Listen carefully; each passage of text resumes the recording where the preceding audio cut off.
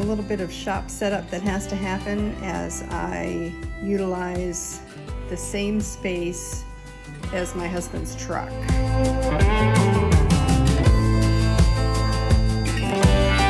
We are going to be using the chalk paint of linen white, aged gray, and charcoal for this table. The table legs you can purchase at Home Depot. I also like to use repurposed wood with a little bit of character, and if it's a pallet wood, it has to have HT, which is heat treated. Next, I am looking to see if the legs would fit and give me the look that I'm actually looking for. Safety first, and make sure that you have your goggles on before you start cutting any of the wood. I am measuring a little bit more accurately, bringing it over to the Bosch miter saw and cutting it to the size that I like. The size really doesn't make a difference. It's going to be a personal preference for you. And then I have a specific size that I am looking for. You can make it any size that you would like. This is the smaller version. I have made two, as you may see. We are now into the sanding process. I like to use the Corner Cat by Ryobi. It allows me to be able to feel the wood. I can feel the wood underneath the sander. You will also note that I take my other hand and I make sure that it's smooth. And if I don't get any splinters, then we're doing pretty good. There are a lot of sanders that you can use. It's going to also be a personal preference, but the Ryobi Corner Cat is the one that I prefer. I am not sanding out any of the character marks. I am just making them smooth to the touch. This is easier for me to work with and it's my preference.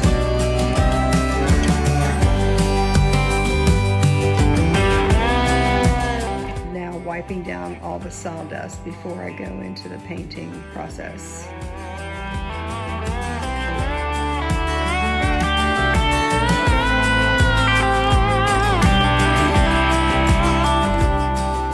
The first coat that I use of paint will be the chalk paint that is the charcoal color. I like my wood to show character even through the paint, so I do not prime it. If you would prefer, you can prime it so the knots do not show up. They will not show up immediately. They will show up as the table ages, and that is something that I like to do. It's a preference for me, and it gives it a little bit more character. So here I am going to do the base coat with the charcoal color of chalk paint. I'm going to make sure that it has a very good layer of it, and it'll be complete and full coverage for this part of the process. Here I'm using a sponge brush. You can use a regular brush. It was just my preference basically for the table legs, as you're seeing here. Make sure the table legs also have complete and full coverage. And with the table legs that I purchased at Home Depot, they did not need to be sanded or prepped. I just wiped them down with a cloth, just like you saw me do with the larger table. Full coverage for all of them. We're going to allow all the pieces to dry. And then I'm going to do a partial cover with the gray. The partial cover allowing the black to come through the gray, and then eventually painting it over with white. It helps give it that distressed look.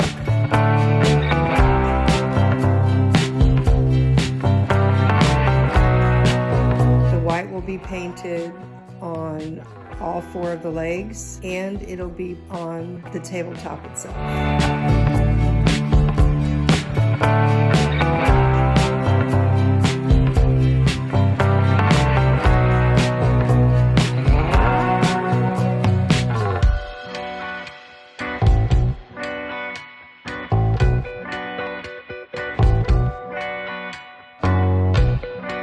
is no right and wrong to paint this distressed look.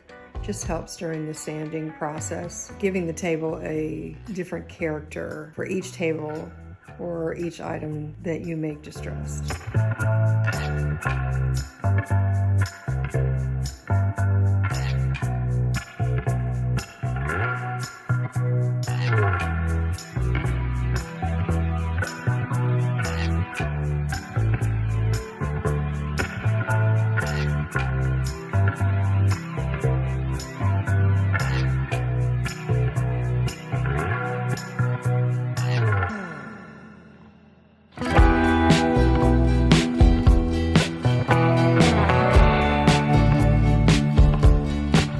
At this point, we're going to allow it to dry.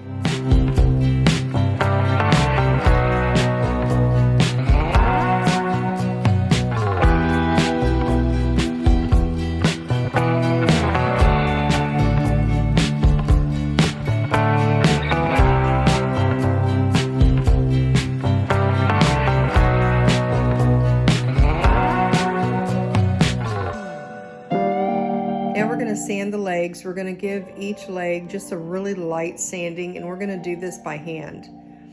The grit I use here is a 120. You can use any grit, basically a personal preference at this point. Remember that the paint is completely dry. The raised sections are the best to distress the most, but again, that is also a personal preference.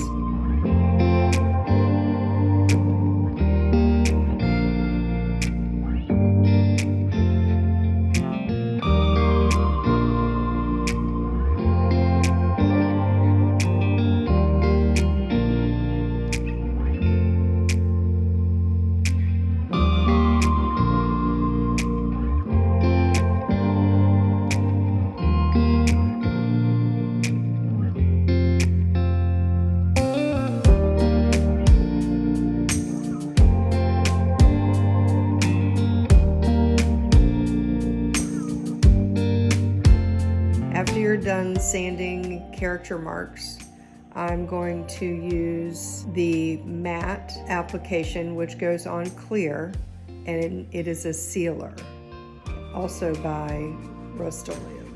Only one application of the sealer was used. It changes the color slightly.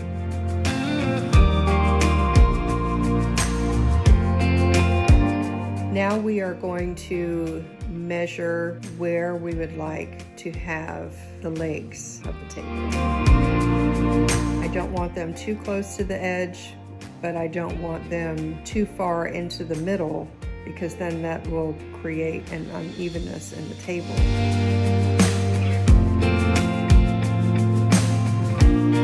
I measured 2 inches in and 2 inches, basically 2 inches from this side and 2 inches from the front, and then 2 inches from the back. Made them even on both sides.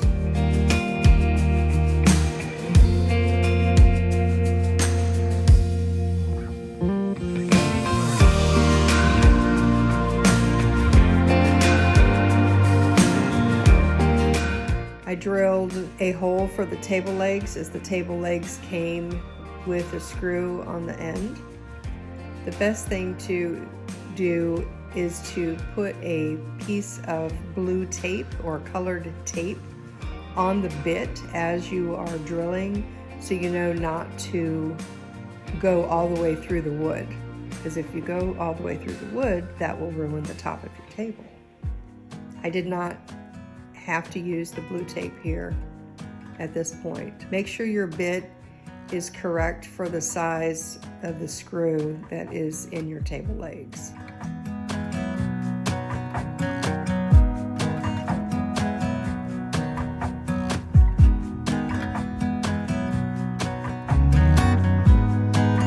I always add some glue into any of the holes that are going to be permanent fixtures. These table legs will be permanent for this particular table or riser. So I put a little bit of Gorilla Glue, and then I just twist and turn The excess will come out onto the top of the table leg, but you'll not see that when the table leg is screwed into the bottom.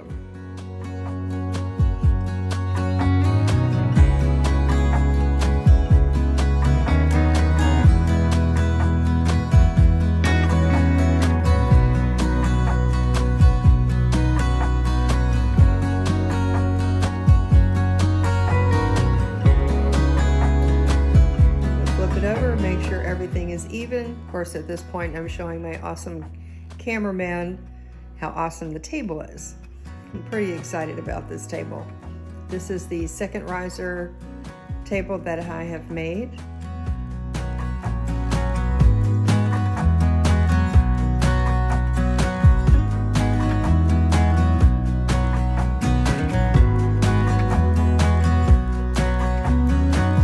Perfect for Thanksgiving decorations.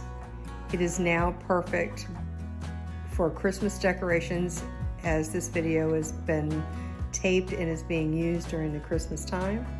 But I will be able to use this riser table for any season due to the colors that I chose. Here you'll find it styled in the black and white room. If you enjoyed this video, thank you. Give me a thumbs up, and I'll see you on the next.